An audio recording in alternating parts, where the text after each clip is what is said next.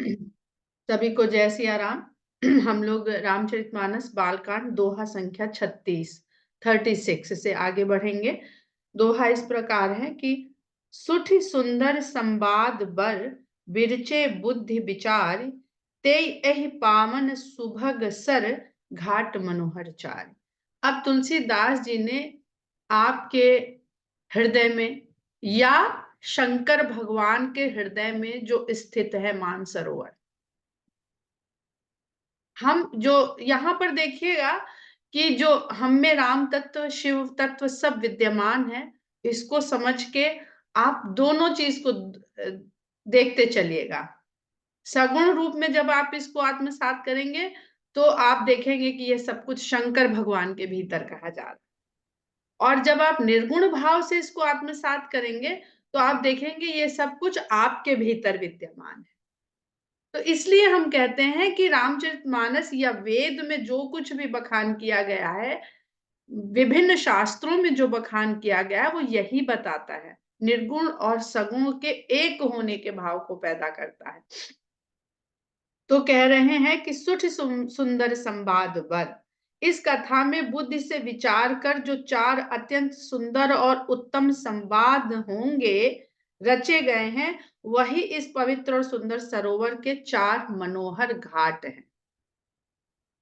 चार घाट के बारे में हम सब लोग धीरे धीरे जान रहे हैं। हम लोग का ये तीसरा चक्र चल रहा है मानस को समझने का। तो चार घाट, चार संवादकर्ता जो हैं वो शंकर भगवान और माता पार्वती, दूसरे हैं याज्ञवल्क्य जी और भारद्वाज, या दूसरे हैं काकभूषुंडी और गरुड़ जी, नहीं, दूसरे याज्ञवल्क्य और भारद्वाज, फिर काकभूषुंडी और गरुड़ जी, और चौथे तुलसीदास जी और संत सभा। तो इसमें जो ये चार घाट हैं, ये चार घाट क्या क्या के घाट हैं? इसमें एक है प्रेम घाट, एक है ज्ञान घाट, एक है जिज्ञासा घाट, और एक है मुक्ति घाट। ये चार घाट हैं। अब उन चार घाट पे बैठे हुए जो संवाद करता है, क्या वो केवल उस मार्ग के बारे में संवाद कर रहे हैं? अधिकतर जब आप पाएंगे कि ऐसा प्रेम मार्ग है तो वो कोई और बता रहा है, ज्ञान मार्ग कोई और बता रहा है, मुक्ति मार्ग कोई और बता रहा है। बल्कि इसमें एक जो तुलसीदास जी का जो आता है, वो घाट को हमें लगता है कि जैसे वो बिल्कुल दासत्व भाव, समर्पण घाट है, जहां पे वो पूरी तरह से दास भाव में है, पूरी तरह से समर्पित भाव में।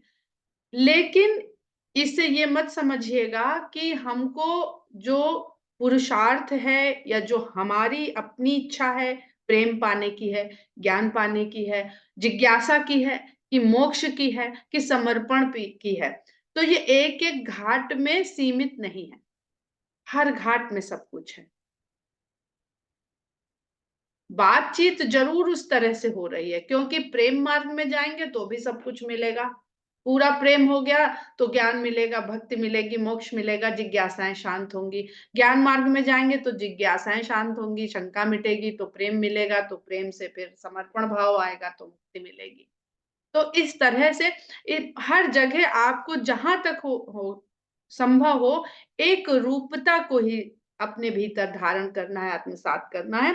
और फिर कहते हैं कि सप्त प्रबंध सुभग सोपाना, ज्ञान नयन निरखत मनमाना, रघुपति महिमा गुण अबाधा, बरनब सोई बर बार्य घात। अब ये सरोवर सुंदर बन गया है, तो इस सरोवर का जो निरूपण करना है, उसके लिए जो प्रबंधन करना है, तो जो 7 प्रबंध किए हैं, जो 7 कांडों का मैंने प्रबंध किया है इसमें, वो देखिए तुलसीदास जी ने कहीं कांड लिखा ही नहीं। प्रबंध लिखते हैं, सोपान लिखते हैं, हमको नहीं पता कि कब और कैसे ये कांड के रूप में उसको लिखा गया, हमें नहीं पता है इस बात का। कहते हैं कि ये वही 7 सुंदर सीढ़ियां हैं उस सरोवर तक पहुंचाने वाली। और जब हम सरोवर के पास पहुंच जाते हैं तो सीढ़ियों से उतरने से पहले हम देखते हैं आंखों से। पहली इंद्रिय हमारी जो ज्ञानेंद्रियां और कर्मेंद्रियां किस प्रकार इस राम कथा में जुड़ करके सब अपनी अपनी जो उनकी लक्ष्य सिद्धि है, जो कहते हैं ना पूर्ण सिद्धि है इंद्रियों की, उस तक पहुंचाने का काम करेंगी। तो ज्ञान नयन निरखत मन माना, ज्ञान रूपी नेत्रों से जैसे ही हम इस सरोवर का दर्शन करते हैं तो मन मान जाता है। मान जाता है, जब सामने देख रहे हो तो मन तो मानेगा ही ना।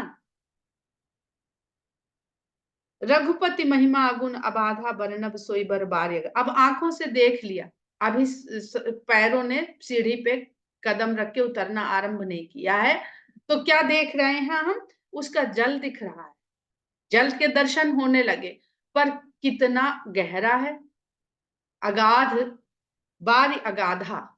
उस सरोवर में जल की गहराई क्या है, ये आंखें ऊपर से नहीं देख पाएंगी। तो वही जब नाम की निर्गुण महिमा का इसमें गान करेंगे तो वो अथाह जल है, जो दिखेगा तो, पर समझ नहीं आएगा कि गहराई कितनी है। तो ये अनंत जो निर्गुण राम है उसके बारे में बता रहे हैं कि हम कहेंगे पर वो अगाध है, अगाध ही रहेगा। तो वही रघुपति महिमा अगुण अबाधा, वो निर्बाध है, निर्गुण है। राम, उस निर्गुण राम की महिमा है जो निर्बाध है, उसके लिए कोई बाधा नहीं है।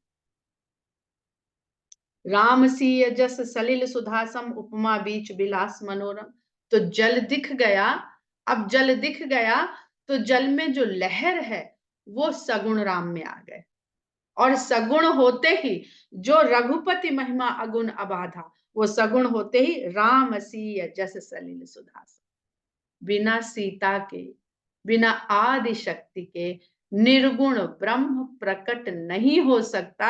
अध्यात्म रामायण कहती है कि ये ब्रह्म की अपनी एक कमजोरी है, दुर्बलता है, कि वो प्रकट नहीं हो सकता।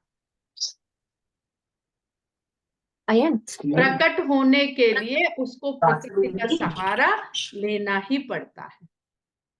तो जैसे ही निर्गुण से फिर वो जल दिखने लगा, जल तो दिखने लगा ना, भीतर नहीं पता चल रहा, पर जल का अस्तित्व आपको दिखने लगा। तो जो राम और सीता का यश इसमें कहा चल जाएगा, वही इस जल का सुधा अमृत है, सुधा सम। और उपमा बीच विलास मनोहर, जो इसमें उपमाएं दी जाएंगी वो तरंगों का मनोहर विलास है। बहुत सुंदर लगेंगी वो तरंगे, सीता और राम। जब उस यश को हम ऐसे कहेंगे तो वो हमें दिखने लगेंगी, चलती फिरती सगुण रूप में दिखने लगेंगी। पुरैन सघन चारु चौपाई, जुगुति मंजुमन सीप सुहाई। सभी स्त्रीलिंग के जो रामायण में शामिल है, चौपाई स्त्रीलिंग है, चौपाई को हम कहते हैं बड़ी सुंदर चौपाई। तो ये जो चौपाइयों में इस कथा को कहा जाएगा, वो इस सरोवर में फैली हुई कमलिनियां हैं। जुगति मंजुमन सीप सुहाई, और कविता कहने की जो युक्ति है, वो युक्ति जो है इस सरोवर में उत्पन्न जो सुंदर सीपियां पाई जाती हैं समुद्र में, वो युक्ति है। छंद सोरठा सुंदर सोहा, सोई बहुरंग कमल कुल सोहा। अब पुल्लिंग में आ जाते हैं। चौपाई की उपमा वो कमल से नहीं करते, चौपाई की उपमा कमलिनी से करते हैं। और छंद सोरठा, दोहे, ये सब जो सुंदर है, ये रंग बिरंगे खिले हुए कमल है, ये बीच बीच में आते रहे। तो कमलिनियां ज्यादा है, शक्ति ज्यादा है, आदि शक्ति अधिक है, पुरुष तत्व बीच बीच में है और रंग बिरंगा है। अर्थ अनूप सुभाव सुभाषा, सोई पराग मकरंद सुभाषा। आपने पढ़ ली चौपाइयां, आनंद आ गया, लेकिन उसकी जो सुगंध है, उसका सुंदर सुगंध है, पराग है, मकरंद है, वो कब मिलेगा? जब उसका अनुपम अर्थ आपको उस सुंदर भाषा के भीतर जो भाव के रूप में, सुंदर भाव के रूप में, अनुपम अर्थ के रूप में विद्यमान है, वही इन कमल और कमलिनियों का सुंदर पराग और सुगंध और रस है। तीनों चीज है। पुष्प देखने में सुंदर, फिर उसके बाद सूंघा, सुगंध आई, हवा के साथ सुगंध भी आ जाएगी, और फिर पराग है, मकरंद है, भौरा उस रस का पान करने, मकरंद का पान करने जाता है। तो ध्यान दीजिएगा, बार बार संतों को मकरंद कहेंगे, भौरा कहेंगे, क्योंकि रस का पान वही कर पाएंगे। बाकी लोग देखेंगे, कोई जल देखेगा, कोई कमल कमलिनी देखेगा, कोई उसकी सुगंध भी अनुभव कर पाएगा, और भौरा रसपान करता है और फिर अपने अंग में उसके पराग कणों को चिपकाता है और ले जाके दूसरी जगह छोड़ देता है। यही करता है ना भौरा। तो वो संत जन ये काम करेंगे कि स्वयं तो उस मकरंद का पान करेंगे और फिर जो पराग कण हैं उनको ले जाकर के फैलाएंगे भी, ताकि फिर और सुंदर कमल, उस गुण वाले कमल और खिलते रहें। सुकृत पुंज मंजुल अलिमाला ज्ञान विराग विचार मराला, जो सत्कर्म करने वाले लोग हैं, और वही इन कमल के ऊपर जो भंवरों की पंक्तियां माला के रूप में, एक नहीं अनेक भंवरे वहां पर गुंजार कर रहे हैं, वो पुण्यात्मा रूपी भंवरे हैं। ज्ञान विराग विचार मराला, और ज्ञान वैराग्य और विचार इस सरोवर में तैरने वाले राजहंस हैं। धुन अवरेब कवित गुण जाति, मीन मनोहर ते बहुभांति। कविता की ध्वनि, अब हम लोग पढ़ते हैं चौपाई तो एक ध्वनि निकलती है। धुन अवरेब कवित गुण, ये सब कविता के गुण और धर्म हैं कि शब्द का उच्चारण होगा, उसकी ध्वनि आएगी, उसमें कुछ एक धुन भी होगी। ये सब जो तालाब में मछलियां रहती हैं, सुंदर मछलियां रहती हैं, वो विभिन्न प्रकार की मछलियां हैं। अर्थ धर्म कामादिक चारी, कहब ज्ञान विज्ञान विचारी। नव रस जप तप जोग विराका, ते सब जलचर चारु तड़ाका। कहते हैं कि इस सरोवर में हम आए क्यों हैं, इसके नजदीक हम मनुष्य जीवन के जो चार पुरुषार्थ हैं उनको पाना ही ये संसार में आने का हमारे कारण होता है। तो वो चारों पुरुषार्थ हैं अर्थ धर्म काम मोक्ष। तुलसीदास जी, हम जब और जगह पढ़ते हैं तो वहां पर चार पुरुषार्थ लिखे जाते हैं, अर्थ धर्म अर्थ काम मोक्ष। पर तुलसीदास जी को हमने कई जगह इस चीज को नोटिस किया है कि वो अर्थ को पहले लिखते हैं। इस पर हम लोग कभी चर्चा करेंगे। आज ये चर्चा करने लगेंगे तो फिर यहीं इसी चौपाई में रह जाएंगे। वो चारों पुरुषार्थों में से तीन पुरुषार्थ की बात करते हैं और चौथे पुरुषार्थ के लिए आदि लिख देते हैं, अर्थ धर्म कामादिक चारी। क्योंकि तुलसीदास जी को मोक्ष नहीं चाहिए, भरत जी को मोक्ष नहीं चाहिए, जो भक्त होते हैं उनको मोक्ष नहीं चाहिए। वो चाहते हैं कि हम बार बार इस संसार में आए और बार बार आप हमारे स्वामी बनो और हम बार बार आपके चरणों की भक्ति करें। इसलिए उन्होंने अर्थ धर्म कामादिक चारी, कहब ज्ञान विज्ञान विचारी, उसको जो ये चारों ज्ञान विज्ञान और विचार को कहा जाएगा, ये चारों पुरुषार्थ होंगे।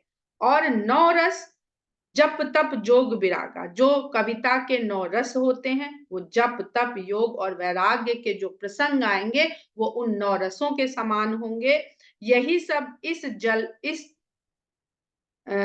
सरोवर में, इस तड़ाग में रहने वाले, इस सुंदर तड़ाग में रहने वाले सब जलचर जीव हैं। अर्थात यहाँ पर अगर वो बाद में कह देते ना कि 5-7 चौपाई भी जो रोज पढ़ ले, तो यहाँ पे सब कुछ है, आप जो चाहेंगे वो मिलेगा। अब ये थोड़े आपके भाव के हिसाब से जब आप इनको पढ़ेंगे तो जैसा आपका भाव होगा वैसा आप इनको समझ पाएंगे और आत्मसात कर पाएंगे। सुकृति साधु नाम गुण गाना, ते विचित्र जल विहग समाना। इसमें बहुत सारे सुकृति साधु, उनके भी नाम का गुणगान होगा। ते विचित्र जल विहग समाना, वो इस सरोवर के विचित्र जल पक्षी के समान आएंगे, थोड़ी देर रुकेंगे फिर चले जाएंगे। विश्वामित्र आएंगे, कभी अगस्त्य आएंगे, कभी अत्रि आएंगे, तो ये आएंगे और फिर उड़ के चले जाएंगे। संत सभा चहुदिसी अवराई, श्रद्धा ऋतु बसंत समगाई। और जो अब सरोवर होता है तो सरोवर सुंदर कब लगता है, जब उसके चारों ओर एक सुंदर बगीचा भी लगाया जाता है। कोई भी कहीं सुंदर सरोवर देखने जाइए जो बनाया जाता है, तो चाहे वो प्राकृतिक बना हो और चाहे मैन मेड हो, उसके चारों ओर सुंदर बागीचा जरूर होता है। तो संतों की सभा जो इस सरोवर के चारों ओर बैठी, देखिए ना तो प्रयाग की बात हो रही है, न गंगा की बात हो रही है, न सरयू की बात हो रही है, ये केवल और केवल आपके मन में जो सरोवर बना है उसकी बात हो रही है। संत सभा चहुदी संवराई, संतों की सभा, इस सरोवर के चारों ओर बैठी हुई संतों की सभा ही सरोवर के चारों ओर बनी हुई अमराई है, आम की बगिया है। और श्रद्धा ऋतु बसंत समाई, और उनके मन में जो श्रद्धा होती है, जो यहाँ पर विराजमान है, वही इस सरोवर के आसपास की वसंत ऋतु। बहुत ध्यान दीजिएगा, वसंत ऋतु, वसंत ऋतु ऋतुराज कहलाती है। और श्री राम का जो प्राकट्य होता है वो ऋतुराज वसंत में होता है, क्योंकि एक राज परिवार में, एक राजकुल में राम अवतरित हो रहे हैं, तो वो ऋतुओं के राजा वसंत को चुनते हैं।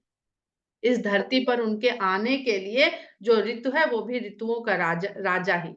और कहते हैं कृष्ण भगवान वहां पैदा होते हैं जो कृषकों के लिए सुंदर ऋतु है, भादों। खूब घास होएगी, खूब गैया खाएंगी, चरेंगी। तो ये सब चीजें बहुत कुछ बताती हैं हमें।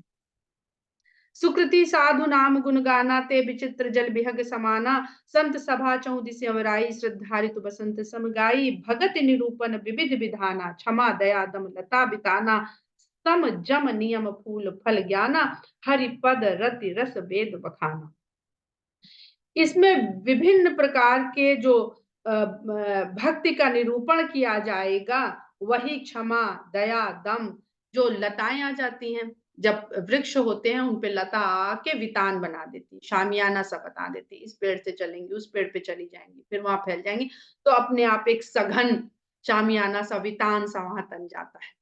तो ये जो क्षमा दया दम, ये सम यम नियम, ये सब जो है उसमें लताएं हैं जो अपने आप ये सब फैलने लगेंगी, और इन वृक्षों का सहारा लेने लगेंगी, और सहारा लेकर के आपके लिए एक सुंदर वातावरण उपस्थित कर देंगी। सम नियम, सम जम नियम फूल फल ज्ञान। और जो अष्टांग योग की बात हो रही है यहाँ पर, कि अगर आपको योग चाहिए भगवान से जुड़ने के लिए, तो इस मानस का पाठ करने से आप उस अवस्था को भी प्राप्त कर लेंगे जो अष्टांग योग के द्वारा यम नियम आसन प्राणायाम प्रत्याहार धारणा ध्यान समाधि, ये सब यहाँ मिल जाएगा।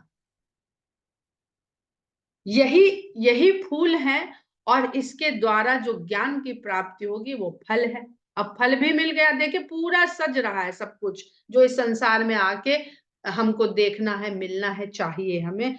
हरि पद रति रस वेद बखाना, वेद ऐसा बखान करते हैं कि हरि के चरणों में जो प्रेम फिर उत्पन्न हो जाएगा, वो उस फल का बढ़िया रस है।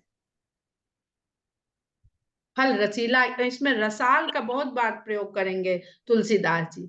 रसाल आम को कहते हैं। तो उस रसाल को भी जब जब ये आएगा तब तक हम लोग उसको भी समझने का प्रयास करेंगे। दो तरह के रस होते हैं जीवन में, एक काम रस और एक आम रस। तो वो आम रस क्या है और काम रस क्या है, ये भी समझाएंगे। औरऊ कथा अनेक प्रसंगा, ते सुख पिक बहुबरन बिहंगा। इसमें और भी थोड़े कथा और प्रसंग कहे जाएंगे, जो यहाँ पर विहार करने वाले रंग बिरंगे तोता मैना जैसे पक्षी हैं। तोते कोयल आदि ये रंग बिरंगे पक्षी हैं। पुलक बाटिका बाग बन सुख सुबिहंग बिहारु, माली सुमन स्नेह जल सिंचत लोचन चारु। पुलक बाटिका बाग बन सुख भी सुबिहंग बिहारु, इस स्थान में आकर के, यानी आप जैसे ही अभी सरोवर में आप उतरे नहीं है, आप उस वाटिका में जैसे ही पहुंचते हैं जो सरोवर के चारों ओर है, जहां का पूरा वर्णन तुलसीदास जी ने करा, तो उस वाटिका में, उस वन में, बाग में आते ही मन पुलक उठता है, एक आनंद को, एक रोमांच से भर जाता है। सुभंग सुबिहंग विहार, वही पक्षियों का विहार है जो हमने बताया कि बार बार जिस पक्षियों की बात आती है, वो बहुत बार हमारे हमारे मन रूपी पक्षी ही है। विभिन्न प्रकार के रूप धरता रहता है हमारा मन, तो वो विभिन्न प्रकार के पक्षियों से उसकी तुलना करी जाती है, क्योंकि हम सब जानते हैं हमारे यहाँ बहुत ये प्रचलित है शब्द कहना कि प्राण पखेरु उड़ गए। तो हमारी जो हमारा दर्शन है, उसमें पक्षी माना गया है हमारे प्राण तक। माली सुमन स्नेह जल सींचत लोचन चारु। और जो हमारा सुंदर मन है, वही माली है, जो अपने स्नेह रूपी जल से, जो आंखों से गिरता है, वही इसको सींचने के काम आता है, इस वाटिका को। जे गावही है चरित संभारे, तेई यही ताल चतुर रखवारे। जो इसको, इस चरित्र को सावधानी से संभाल कर गाएंगे, जे गावही यह चरित संभारे, तेई यही ताल चतुर रखवारे, वही इस सुंदर सरोवर के रक्षक हैं। सदा सुनहि सादर नर नारी, तेई सुरबर मानस अधिकारी। और जो जो स्त्री पुरुष इसको आदर के साथ सुनेंगे, वही मानस के अधिकारी होने वाले श्रेष्ठ देवता है। तेई सुरबर मानस अधिकारी, अति खल जे बिसई बग कागा, एहि सर निकट न जाहि अभागा। जो दुष्ट प्रवृत्ति के विषयों में लगे हुए बगुले और कौवे के रूप के पक्षी हैं, वो इस सरोवर के निकट फटकेंगे ही नहीं, क्योंकि विषय में लगे होने के कारण वो इतने अभागे। हमने कहा ना कि दो रसों की बात होगी, काम रस और आम रस। ये शिव कामदेव का जब प्रसंग आएगा तब वहां पर बताएंगे। सम्मुख भेक सेवार समाना, इहा न विषय कथा रस नाना। क्योंकि इस सरोवर में कभी भी घोंघे, मेंढक और सेवार के समान इसमें कोई भी उत्पत्ति नहीं होगी, नहीं जी पाएंगे, नहीं आएंगे, नहीं रहेंगे। ये इस जल को गंदा करते हैं, घोंघा, मेंढक, बगुला, कौआ। क्योंकि कौवे बगुले क्या काम है, कोई ना कोई मछली को मार के खाना है उसे, उनका भोजन है। और मछली कौन है यहाँ पर? धुनि अवरेब अवरेब कवित गुण जाती, मीन मनोहर ते बहु भांति। तो अगर बगुले और कौवे आ गए और ये मनोहर मछलियां खाई जाने लगी, तो पहले मछली खत्म होगी, फिर इकोसिस्टम धीरे धीरे बिगड़ेगा कि नहीं बिगड़ेगा। तो इसलिए ऐसे पशु, पक्षी और सेवार, एल्गी, काई। अभी सेवार शब्द का अर्थ हमें अभी पिछली रामचरित भवन की कक्षाओं से पता चला कि सेवार शैवाल शब्द का तद्भव है। शैवाल यानी एल्गी, जो ठहरे हुए जल में लग जाती है और उस पानी को ऊपर से काई दिखने लगती है, गंदा कर देती है। ऑक्सीजन नहीं पहुंचती जहां पे ये लग जाती है, तो अंदर के जीव जंतु धीरे धीरे धीरे धीरे मरने लगते हैं। तही कारण आवत ही हारे, कामी काक बलाक बिचारे, आवत एहि सर अति कठिनाई, राम कृपा बिनु आई न जाई। कहते हैं कि क्योंकि इस तरह के जो पशु और पक्षी हैं वो विषयों में रत रहते हैं, इस कारण वो यहाँ आते नहीं है, पहले ही अपने हृदय में हार मान लेते हैं। तही कारण आवत ही हारे, कामी काक बलाक बिचारे। जो कामी कौवे और बकुले हैं, वो बेचारे आ नहीं पाते, हृदय में हार मान लेते। तो हमने अभी काम रस की बात करी आपसे, वो यहाँ तुलसीदास जी कह रहे हैं, इस सरोवर के पास आना कठिन है, अत्यंत कठिन है। अब यहाँ पर आप जो भौगोलिक मानसरोवर है उसको भी दिमाग में बैठा लीजिए, तो आपके लिए सरल हो जाएगा। निर्गुण को सगुण कर लेंगे, जहां मुश्किल पड़ेगी तो समझना सरल हो जाएगा कि कितना कठिन है मानसरोवर तक पहुंचना। आवत एहि सर अति कठिनाई, राम कृपा बिनु आई न जाई। राम की कृपा के बिना सरोवर के निकट तो कोई जा ही नहीं सकता है। क्या क्या कठिनता है?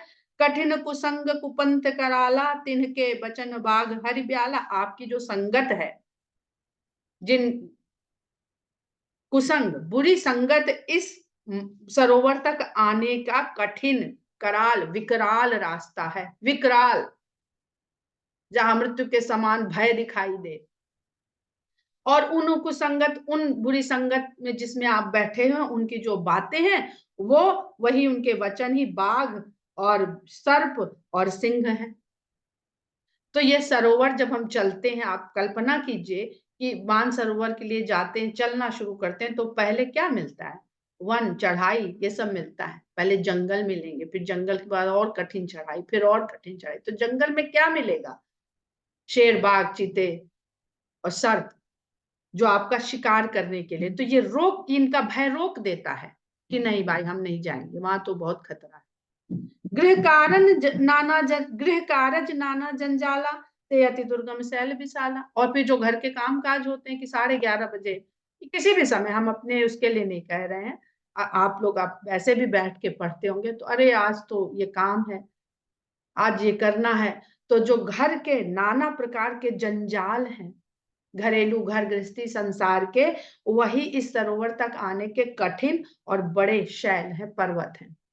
पर्वत को चढ़ के पार करना, हम उसी पर्वत में फंसे रह जाते हैं। जंगल निकल भी गया तो फिर पर्वत रास्ता रोक लेता है। और बचपन की पढ़ी हुई कविता की, वीर तुम बढ़े चलो धीर तुम बढ़े चलो, सामने पहाड़ हो सिंह की दहाड़ हो, तुम निडर रुको नहीं। यही तो यहाँ भी कहा जा रहा है, वो थोड़ा सरल शब्दों में कह दिया। वन बहु विषम मोह मद माना, नदी कुतर्क भयंकर नाना। और जब इधर चल पड़ते हैं तो बड़े घने कठिन वन पड़ते हैं। वो कौन से वन है? मोह के और मद के और मान के। ये 3 वन फिर आपको रोकते हैं यहाँ पर आने से। और फिर कुतर्क, नाना प्रकार के भयंकर कुतर्क हैं, जो नदियां हैं। एक पूरा पूरा मानसरोवर की यात्रा का तुलसीदास जी वर्णन कर रहे हैं। ऐसा लग रहा है कि जैसे वहां वहां वो हो करके और सब देख करके और आ गए हैं, और वो यात्रा वृतांत लिख रहे हैं, ट्रेवलॉग लिख रहे हैं कि भाई कितनी कठिन यात्रा है वहां तक पहुंचना। जे श्रद्धा संबल रहित नहीं संतन कर साथ, तिन कहु मानस अगम अति जिन्हि न प्रिय रघुनाथ। और जिनके पास श्रद्धा रूपी संबल यानी रास्ते का खर्चा, अभी हमने 2 साल पहले कैलाश मानसरोवर की यात्रा वाले ग्रुप में रजिस्ट्रेशन करवाया। जैसे ही उन्होंने खर्चा बताया, हमने विथड्रॉ कर लिया। सब कुछ है, पर साथ में रास्ते का खर्चा पानी का इंतजाम नहीं है, तो आप कैसे चले जाओगे? तो जे श्रद्धा संबल रहित, जो श्रद्धा रूपी संबल से रहित हैं, जिनके पास इतना बल ही नहीं है, और उसके साथ साथ संतों का साथ नहीं है। भाई साथ में संत होंगे तो आपको कुछ ना कुछ वो सहारा दे देंगे, खिला पिला देंगे, रुपया पैसा खर्चा कर देंगे, बीमार हो गए दवा दारू अपने पास से दे देंगे। तो दोनों ही चीजें जिसके पास नहीं, न श्रद्धा है न संतों का साथ है, तिन कहु मानस अगम, उनको ये मानसरोवर तक पहुंचना अगम्य है, नहीं जाना हो पाएगा उनका। जिन्हें ही न प्रिय रघुनाथ, और जिनको रघुनाथ प्रिय नहीं है उनके लिए सब कुछ का इंतजाम शायद हो जाएगा, लेकिन रघुनाथ से प्रेम जिसको नहीं है उसके लिए सब चीज का साधन मिल जाएगा। प्रेम कौन पैदा करेगा? कौन सी पुस्तक, कौन सी चौपाई, कौन सा संत, कौन सा गुरु? नहीं, वो आपको अपने भीतर स्वयं पैदा हो। और तभी होएगा जब उन्होंने ऊपर कही दिया, राम कृपा बिनु आई न जाई। तो जे श्रद्धा संबल रहित नहीं संतन कर साथ, तिन कहु मानस अगम अति जिन्हि न प्रिय रघुनाथ। जो कर कष्ट जाई पुनि कोई, जाते ही नींद जुड़ाई हुई। और अगर कोई यह सब कष्ट साध के खींच के ले ही चलने, नहीं नहीं तुम चलो बहुत अच्छा लगता है, खींचे ताने कष्ट सह के आ भी जाएंगे, तो वहां जाते ही नींद रूपी जूड़ी चढ़ जाएगी। बढ़िया नींद आती है राम कथा। कहते हैं कुंभकर्ण का जब वध हो गया तो उसकी पत्नी ने कहा कि हे भगवान हम कहाँ जाएं, हमको भी तो कुछ सहारा दीजिए। तो उन्होंने कहा कि जहां मेरी कथा हो तुम वहां बसना जाके। तो नींद वही जमुहाई, कुंभकर्ण सोता था ना, तो उसकी कौन थी शक्ति? जमुहाई। तो जहां आप देखिए कहीं कथा हो रही होगी, 2-4 जमुआते मिल जाएंगे आपको। तो वो जो कथा बनाई हनुमान जी की, कि उन्होंने कहा जमुहाई आए तो राम राम लेना, यानी अगर जमुहाई भी आए तो भी राम राम ले लोगे, तो भी हनुमान जी आपके सहायक हो जाएंगे। इसने राम राम तो लिया, जमुआते लिए तो क्या। और रामचंद्र जी की ड्यूटी लगा दी थी हनुमान जी की ना, कि रामचंद्र जी जमुआएंगे तो कौन उनकी चुटकी बजाएगा। तो चुटकियों में भी आपके सारे काम हनुमान जी कर देंगे, अगर आपने जमुआते भी राम राम। वो चौपाई भी है एक ऐसी कि जो जमुआते हुए भी राम राम कह दें। हमें इस समय चौपाई के रूप में नहीं याद आ रही। तो यहीं पर हम लोग विराम करते हैं आज।